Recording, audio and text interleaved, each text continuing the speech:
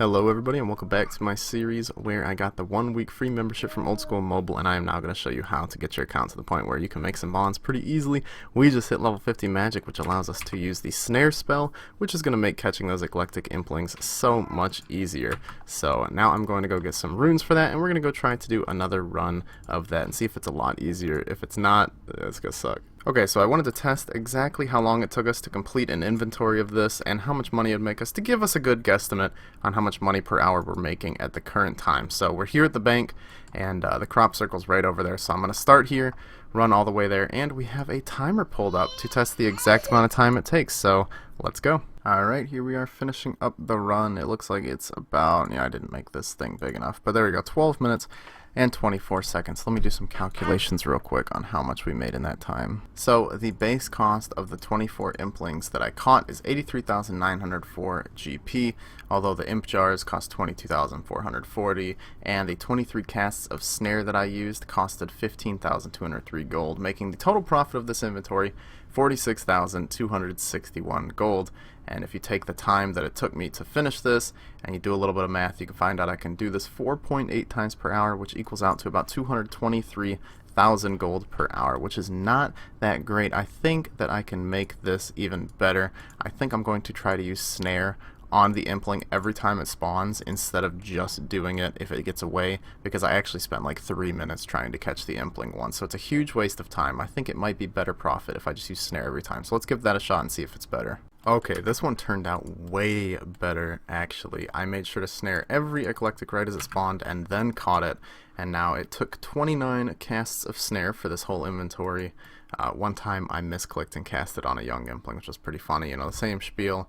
The 24 eclectics are worth about 84k, the 24 imp jars cost 22,440, but the inventory took me only 6 minutes and 10 seconds this time, which was much faster. If you do the math on all of that, I got 42,295 gold in profit for this inventory, and I can do like 9.7 inventories per hour, which equates to 411,000 gold per hour, which is more than double what I was getting before. So instead of running around like an idiot, just cast snare on every single one of these bad boys, and the profit per hour will increase by a lot. So I think I'm going to do this for a little bit to get our cash stack up before we go and try out another method. So I finished up with all the impling jars that we had bought, and here's our cash stack now, 470,000 gold. I did sell off a lot of the bird nest tab just because I wanted some extra gold for the impling jars, but there we go, we're almost at 500,000 gold, and I would like to move on to the next method, which I've had planned for a while, and I probably should have started earlier actually because it's very timer based,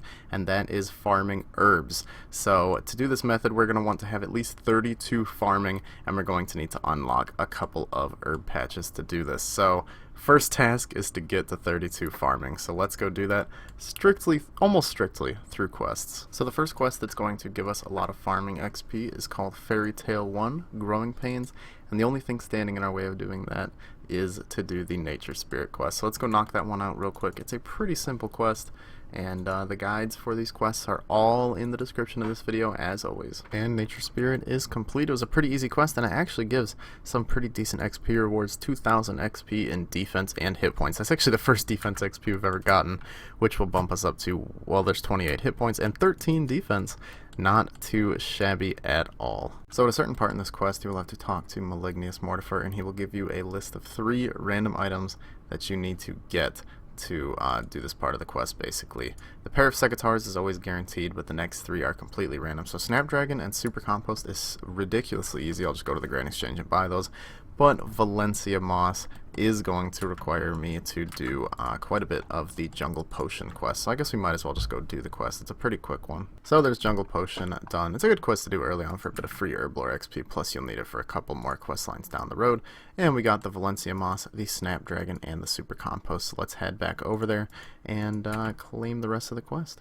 Okay, it's time for the boss fight with the Tanglefoot, and it is quite a strong creature. It can hit up to 11 on you, and what I'm going to show you guys is how to do a safe spot with it. So what you want to do is lure it to this square right here, and you want to be standing in this square. So we're going to have to attack it and take a hit from it, maybe even 2 hits to get it into the right position. Whenever it hits you, just make sure you eat up. Then we're going to step into this square, and then we're going to step over here, and it should be trapped. There you go. It is trapped. It was that easy. Now you can only damage this with the magic secateurs you got from the quest, and the damage does scale depending on your farming level. Unfortunately, our farming level is level 1, so this is going to take a considerable amount of time. Now the strategy is to attack it, wait for its health bar to disappear, and then once it has disappeared, click it once again to attack it again. This is hell. Welcome. This could be it. It's only been like 10 minutes. Come on. There we go. We killed it. And now we have the Queen's secateurs, which are beautiful. There's the quest complete and what we were looking for. 3,500 farming XP. That's going to boost us right up to 17 farming. Now the next quest to do is Forgettable Tale of a Drunken Dwarf. Not everybody's favorite quest in the entire world. It is a pretty boring quest, but it's worth it to do, although we do need to do 2 quests before we can do this, the Giant Dwarf and Fishing Contest quest. I'm beginning to regret this. I really am. So I decided I'm not going to do those quests. I still recommend that you do those quests for the overall efficiency of your account, but they're like my least favorite quests ever. So I'm just going to do some actual farming. Planted some tomatoes, I planted some oak saplings in all of the spots, and I'll show you a little bit of those, or no, I'll put a link in the description actually that shows all of the spots around the world where you can plant trees and things like that. It'll help you get started with your farming, but I'm actually going to, in the meantime, while these are growing, do some quests that will help us with our herb runs in the future. Particularly, there are some patches that I have to unlock, and there are some patches that are really hard to get to without certain teleports, like this one right here. This herb patch is very hard to get to without an ectophile, which requires the quest Ghosts Ahoy to unlock that. So I'm going to go do this real quick to unlock that, and then a couple other things. So we need 20 cooking for Ghosts Ahoy, so I went ahead and got 15 cooking by cooking shrimps, and completed the Gertrude's Cat quest, which got us, so wait, that's only 18 cooking. Alright, looks like we're going to cook some more food. Okay, there's 20 cooking. There's Cook's Assistant done, just so I could use his range, so I could cook this nettle water. I mean, I seriously can't think of another place in the game that has a range. There we go, Ghost Ahoy. It's quite a long quest, but it's not too bad. And now we have the Ectophile, which when you, and a prayer level, 24 prayer, nice. When you use it, it teleports you to the Ectofontus. Make sure to wait till it refills it, or you'll have to make your way back here and refill it. And it is super close to this farming allotment here, which is super nice. That's like the best teleport there that we're ever going to have. And there's Creature of Fengenstrain done. This one felt like it took a long time, and now we can finally do Garden of Tranquility while we can once we hit 25 farming. So let's keep doing those farm runs, and let's get to 25. So while we're waiting for all of our trees and crops to grow, I'm going to get us the undiseasable farming patch here in Zaya. We have to get our Hosidius favor up to 50% to make it so that it becomes disease free, and to start that, we just push these plows. You just push a plow like a true farmer until you get to 5%, and then the good stuff starts. Okay, now it is time to make that. It's called like fertilizer, buckets of fertilizer I think, and you get it by putting saltpeter into compost. So I'm going to show you guys my method for doing this. I think I showed this a while ago, and it's pretty much the fastest way to do this. You just set it up so that your withdraw X withdraws 4. You click, click, click, click, click, and then you can use them really fast like this. At least I find that this is the best way to do it. Somebody else might have an even better setup, but this one just works for me the best. Okay, all of our oak trees should be done growing, which means it is time to claim a bunch of XP. We're 22 farming, 100 away from a level now. Let's see where we're at after we get all of these. They give like 500 XP each, basically. Tree run is done, and we are now 25 farming, which means we could do the Garden of Tranquility quest, finally. And I am going to work on that. I don't think that it's going to get us all the way to our level goal, so I have planted more oak trees, and I think I'm going to go do a regular farming run right now to get more XP. Oh no, we got a spirit seed from a birdhouse run. That's untradeable. It's worth nothing. No. Garden of Tranquility's taken me so long that my oak trees are grown again. So let's check this last one, and it should get us, yeah, 30 farming. I'm pretty sure we're going to be able to start doing our herb runs after Garden of Tranquility is done, which I am so absurdly excited about. So while we're waiting for that stuff to grow for the quest, I'm going to knock out a couple of other quests in the meantime. First up, Merlin's Crystal, and we're doing this one because I want to do the Holy Grail quest, which has some insane rewards, so I'm going to go try and knock that one out as well. The boss in this quest is very similar to the Tangle route. You can attack it, then back away, and then hit it again. The only difference is you do not actually have to wait for the health bar to disappear. You just wait until you can hit again, and then you walk back in. You have to stand next to it for more than like 2 ticks, I think, for it to hit you back. And you can use another weapon to lower its HP. Just make sure that Excalibur is what you get the final hit with, and you're all good. Alright, that was fairly quick, like 20 minutes, and there's the Holy Grail done. 11,000 prayer XP and 15,000 defense XP. Let's see what levels we end up with. 33 prayer and 32 defense, which boosted our combat level up from like 36 to 43.7. Pretty amazing.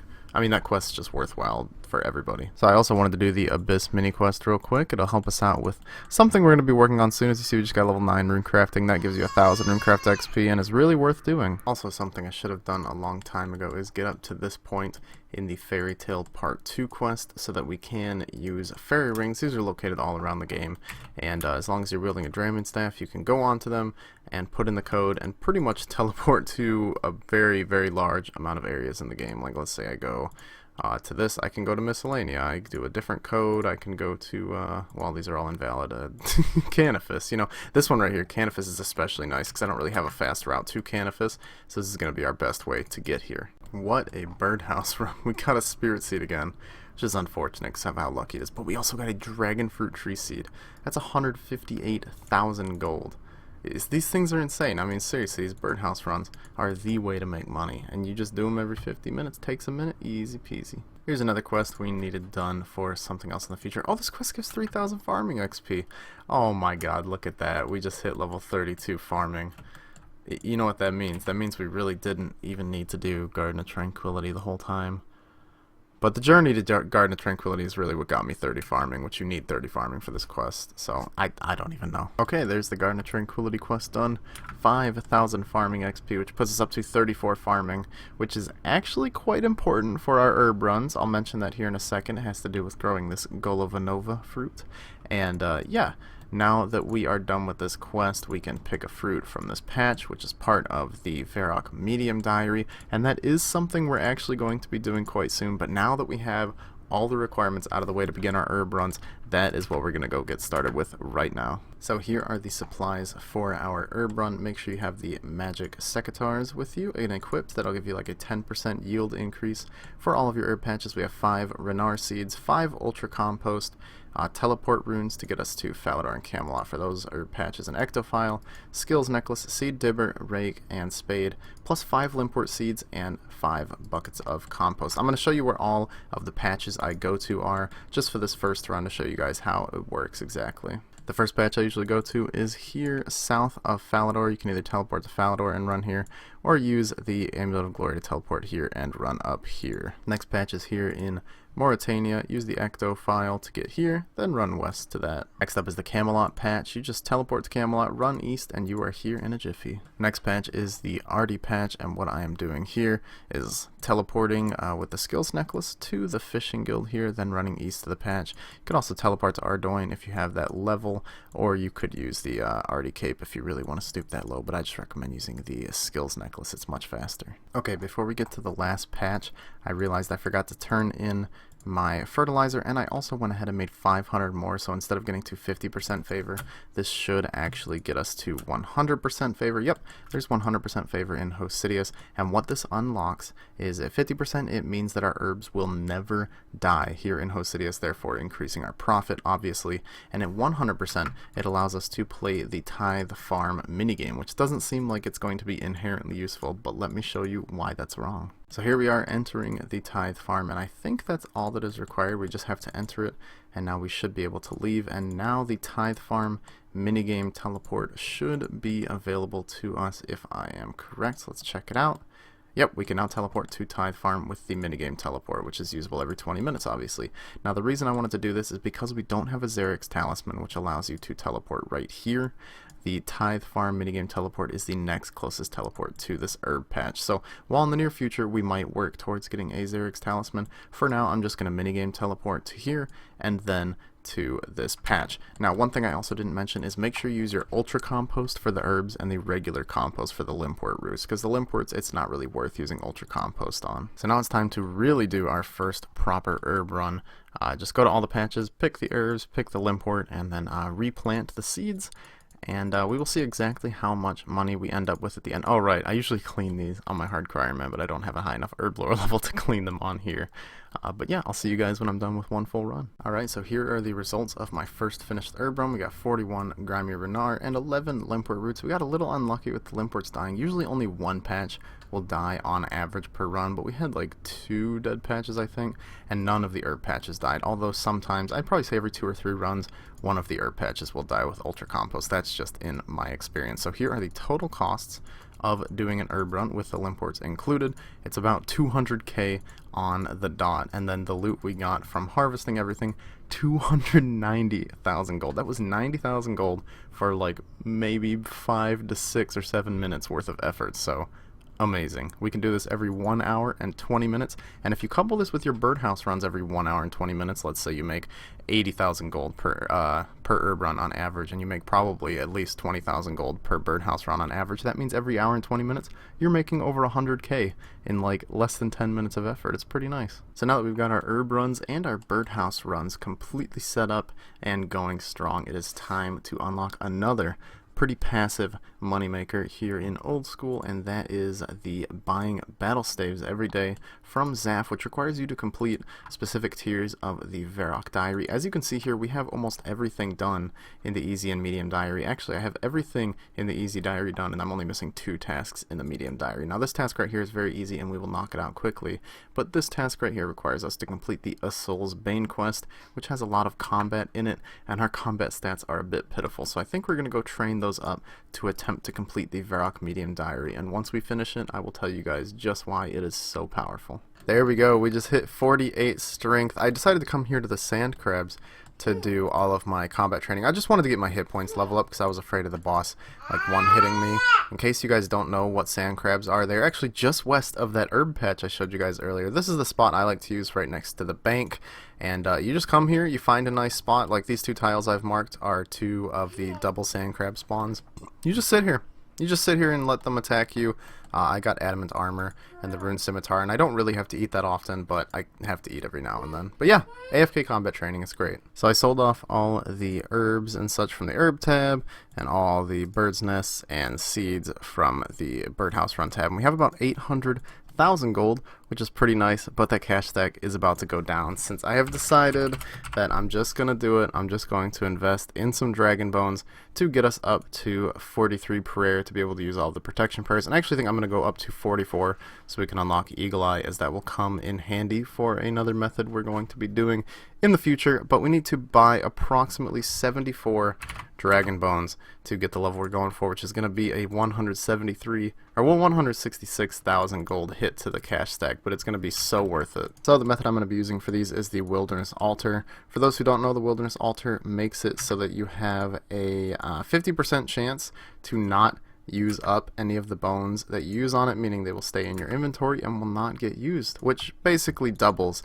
the amount of XP you get per bone, which is super nice. So to get there, we're going to teleport to the lava maze in the wilderness. Be aware there are sometimes PKers here, but if you're a decently low combat level, you won't get attacked most of the time. I am level 50, so there probably are some pures that'll come out here and fight you. But the altar is right here, just west of it. Does not take long to run there, and as long as you only bring just 1 inventory of bones and try to get it done as quickly as possible, you probably won't get attacked while you're out here. And a bit of advice for those who have never done this, you can click on the bone and use them very fast on the altar to get maximum XP gains. And if you don't know, the way that you make it so you can left click the bones to use them is to have rune light and go into the options menu and go to menu entry swapper, enable that, and then make sure the berry option is enabled, and berry will become a right click option on the bones and you can just left click them. It's super overpowered. I don't know how it hasn't been removed, but you know, I'm not complaining. Well, we just lost a bit of money. I swear to God, I've done this method on so many accounts and never been PK'd, but it's just how it goes. Alright, there we go. We got 44 prayer. I had to buy like 15 more dragon bones, so a bit more cash down the drain, but whatever. I mean, congratulations to that dude. PK'd me, got like 20-30k, good for him. So a huge tip to anybody doing the Usull's Bane quest. This room right here used to be one of the worst, and it's super annoying, and I say used to because I have just discovered a nice little trick you can do. So in this room there are confusion beasts, and there's only one real one. All the other ones you'll hit and it'll give you XP, but it won't actually damage them. And RuneLight has a feature that you can tag NPCs that I showed you guys with the implink. So just right click and tag the ones that you attack that are not the real ones, so you know not to attack them again. And there you go, it is that easy. I might not have mentioned this, but the last boss in this quest, you need to use either magic or ranged on, because if you melee it, I think it does a lot of damage to you, so I brought some magic casts, and I brought the rune simi to deal with the creatures in this room. But yeah, really glad I got the protection purrs, because I would have used so much food trying to get through here, and who knows if I even would have been able to make it. So, time for the final boss. Should be super easy with protection purrs, and then we'll be done with the Varrock Medium Diary. Alright, there it is. A Soul's Bane is complete, and for the last task in the diary, we just have to enter the rift once more, and we will have the Varrock medium and easy tasks complete. So to claim the rewards, we gotta head back to Varrock Square and talk to Toby. Alright, Toby, fork over those rewards for the easy and medium diaries. So there are actually a lot of rewards you get from completing this diary, but the one that I wanted to show off the most is buying battle staves from Zaf's shop. So once you've completed the easy or medium, hard, elite diaries, you can come here and click on this barrel here, and it'll say claim staves, and you can buy X amount of battle staves for 7,000 gold each. The amount of battle staves you can buy every day for 7k changes depending on what tier of diary you've done. The easy lets you buy 15, the medium lets you buy 30, hard is 60, and the elite is 120. Now the reason this is so great is because in the GE, battle staves sell for 8,400 gold, meaning you make 1,400 gold per battle staff, which is obviously amazing. So if you run the math, you can make like 21,000 gold per day with the easy diary and about 42,000 gold per day with the medium diary. So we'll just sell the battle staves in the GE. You could just quick sell them. They're pretty consistent sells. So they sold for 8,416 each, which is a 1,416 gold profit per battle staff, and you can do that once per day. It resets at 8 p.m. Eastern Standard Time. I don't know any other time zone. I'm in Eastern Standard Time. So make sure you buy these every day. To put that in perspective, that 42,000 that you can get every day bought over the course of 14 days, which is how long a bond lasts, will get you 588,000 gold, which is a lot of money that you don't have to worry about grinding out for the bond. So you could tell why it is so extremely useful, and then eventually it's a good thing to work towards on your account, as getting the hard diary will double that amount to 84,000 gold per day, and completing the elite diary will double that again to like 168,000 gold per day. Once you get to that point, you're making mad money. The requirements are a bit high, but it's totally worth doing. The medium is the only one we're going to be able to complete in a week. But yeah, I'm going to end the video off here. I really hope you guys have been enjoying this series, and I wanted to clarify something real quick that I didn't really say in the last 2 episodes, but I'm going to try to continue this series as a daily upload for the entire 7 days of membership on this account, just to see how far we can get this new account in 7 days, money making wise. So just wanted to clarify that. Also, completing this diary does give you some lamps. We're going to put the first one onto agility, which is going to get us up to 38, and I want to put the second one on agility, but the problem is you need level 40 in a skill before you can use the medium diary lamp on it. So I am going to start the next part off by grinding out 40 agility. Thank you guys so much for watching and for the support as always. I appreciate y'all more than you can imagine, and I will see you next time. Goodbye.